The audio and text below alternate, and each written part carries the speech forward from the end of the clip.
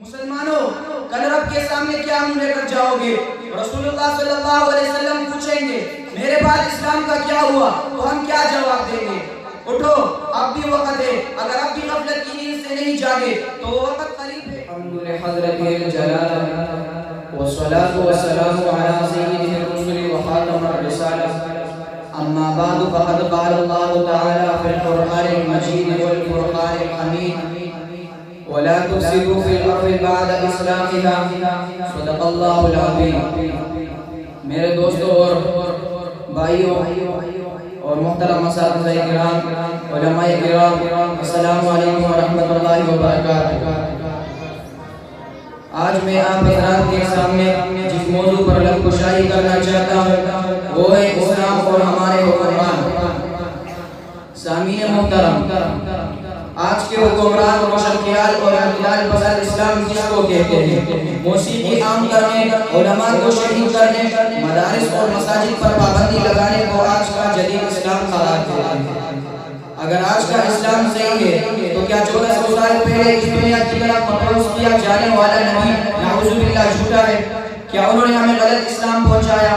روشن خیال اور اعتدال پسند اسلام تو وہ تھا جس سے ابوبکر صدیق پیدا ہوئے، جس کو عمر فاروق نے تسلیم کیا، جس کو عثمان غنی نے قبول کیا، جس کو علی رضی اللہ تعالیٰ اجمعین نے بچپن میں سمجھا۔ کیا انہوں نے علماء کو شہید کیا تھا؟ کیا انہوں نے اسلامی شعائر پر پابندیاں لگائی تھی؟ کیا تم رب ذوالجلال اور اس کے نبی سے زیادہ سمجھتے ہو؟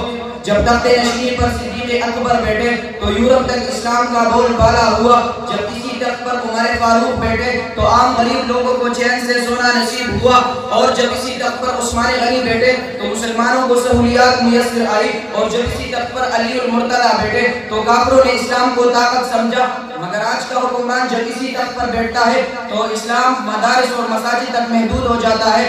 اسلام کے نام پر بننے والے حکمران جب تخت پر بیٹھتے ہیں تو اسلام کے شاعر کو پابند سلاسل کر دیتے ہیں۔ جب اسی تخت پر سلیمان بن عبد الملک بیٹھتا ہے تو اسلام میں شراب کو جائز قرار دیتا ہے، اور جب اسی تخت پر موسیٰ بن نصیر اور طارق بن زیاد بیٹھتے ہیں تو اندلس کے در و دیواروں نے اللہ اکبر کی صدائیں سنی، اور جب اسی تخت پر حکم بن حشام جیسے جابر حکمران بیٹھتے ہیں تو دین اسلام کے پاسبانوں کی گردنیں اڑا دی جاتی ہیں، اور جب اسی تخت پر سلطان صلاح الدین ایوبی بیٹھتا ہے تو مسجد اقصی کی در و دیواروں نے بھی اللہ اکبر کی صدائیں سنی، نعرہ تکبیر سے کفر کے ایوانوں میں زلزلے برپا ہو گئے، اور جب اسی تخت پر ٹیپو سلطان بیٹھتا ہے تو مصر کی دیوار بھی اللہ اکبر کی گرجدار صداؤں سے لرزتے ہیں۔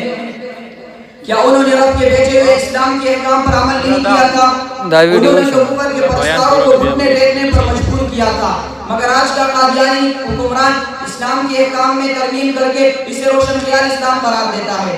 انگریزوں کا پالا ہوا آج اسلام کو غلط ثابت کرنے پر تلا ہوا ہے اور میرے رب سے ٹکرانے کے لیے چل پڑا ہے، اور جو میرے رب سے ٹکرانے کی سوچے گا اس کا نام و نشان بھی اس دنیا میں نہیں رہے گا۔ میرے رب سے ٹکرانے کے لیے آج سے کئی ہزار سال پہلے دنیا کے طاقتور بادشاہ نکلے تھے، مگر میرا رب بہت غیور ہے، رب العرش نے انہیں زمین میں دھنسا دیا۔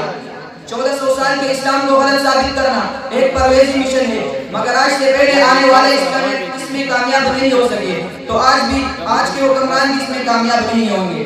مگر آج کا مسلمان بے غیرت بن چکا ہے، خاموش بیٹھا ہے، اور ہم مسلمان ہونے کا دعویٰ کرتے ہیں۔ مسلمان تو وہ تھے جو رسول اللہ صلی اللہ علیہ وسلم کے خلاف ایک بات بھی سننا گوارا نہیں کرتے تھے، اپنا سر کٹوا دیتے تھے، مگر آج ہمارے سامنے رب کو گالیاں دی جا رہی ہیں اور اسی کے لائے ہوئے اسلام کو جھوٹا قرار دیا جا رہا ہے، اور آج کا مسلمان اپنے گھروں کے جبرے لیے بیٹھا ہوا ہے، عشق و معشوقی کے چکروں میں پڑا ہوا ہے، جوتے کے پیچھے پڑا ہوا ہے۔ مسلمان کب جاگے گا؟ اسلام کا زوال شروع ہو چکا ہے۔ جاؤ اٹھاؤ اپنے اندر کے اس سامان کو، جاؤ اٹھاؤ اپنے اندر کے اس بے حسی کو، جو اٹھے تو زلزلے اور طوفان کے ہمنوا بن جائے، جو چلے تو بادل اس کے ساتھ گرجے، جو بولے تو بجلیاں اس کے ساتھ کڑکے، جو دیکھے تو آنکھوں میں خدائی سما جائے، اور ساری خدا کی خدائی اور ساری مخلوق اس کے ساتھ دینے پر آ جائے۔ سامعین محترم، یاد رکھو تم میں سے جس شخص کا اندر سویا ہوا ہے اگر تم نے اسے نہ جگایا تو وہ مر جائے گا، اور اس کے ساتھ تم بھی غفلت کی موت مر جاؤ گے۔ کیا اسی طرح بینک بیلنس کے پیچھے پڑے رہو گے؟ کیا اسی طرح خدا کے ہوتے ہوئے امریکہ اور اسرائیل کو سپر پاور کہتے رہو گے؟ کیا اسی طرح خدا سے اور خدا کی خدائی سے ٹکرانے والوں کی حمایت کرتے رہو گے؟ کیا تمہارا ضمیر جاگتا نہیں؟ تم میں سے ایک ایک شخص کفر کے ایک ملک پر باری ہے۔ مسلمانوں، کل رب کے سامنے کیا منہ لے کر جاؤ گے؟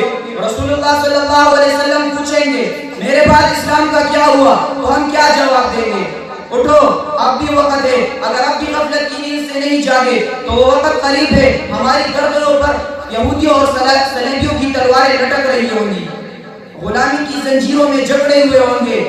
اسلام کا سورج ڈوب گیا، خفیہ طاقتوں نے اسلام کے پرچار کرنے والوں کو کچلنے کا تہیہ کر لیا ہے۔ خفیہ طاقتوں نے اسلام کے پرچار کرنے والوں کو، غیر مسلم عیسائی یہودی کبھی مسلمانوں کے دوست نہیں ہو سکتے۔ کیوں ان کے جال میں پھنستے ہو؟ کیا وہ مسلمانوں سے زیادہ اچھے ہیں؟ کیا وہ مسلمانوں سے زیادہ بااخلاق ہیں؟ کیا وہ مسلمانوں سے زیادہ عادل ہیں؟ جن کے حسب نسب کا پتہ نہیں، جن کے ماں باپ کا پتہ نہیں، آج وہی اسلام کے ٹھیکیدار بنے بیٹھے ہیں اور مسلمان اپنے ذاتی مسائل کو حل کرنے میں لگے ہیں۔ آنے والی نسل کہیں گی کہ 21ویں صدی کے مسلمان اتنے بے غیرت تھے کہ ایک طرف کفر اسلام سے سپر پاور تھا اور دوسری طرف مسلمان اپنے بھائیوں کے پیٹ میں خنجر اور تلواریں گھوم رہی تھی۔ اے میرے مسلمان بھائیوں، جاگ جاؤ۔ اگر اب بھی غفلت کی نیند سے نہیں جاگے تو شکست اور غلامی ہماری مقدر بن چکی ہوگی۔ جب کفر نے فتنے پھیلائے، جب ظلم نے شعلے بڑھائے، سینوں میں عداوت جاگ اٹھی انسا سے ٹکرائے، سینوں میں عداوت جاگ اٹھی انسا سے ٹکرائے، پامال کیا برباد کیا کمزور کو طاقت والوں نے، پامال کیا برباد کیا کمزور کو طاقت والوں نے، جب ظلم و ستم حد سے بڑھا تو تشریف محمد لے آئے صلی اللہ علیہ وسلم۔ رب العزت سے التجا ہے کہ وہ ہم کو اسلام کے احکام پر چلنے کی توفیق عطا فرمائے اور ان ظالم حکمرانوں سے نجات عطا فرمائے، آمین۔ وما علینا الا البلاغ۔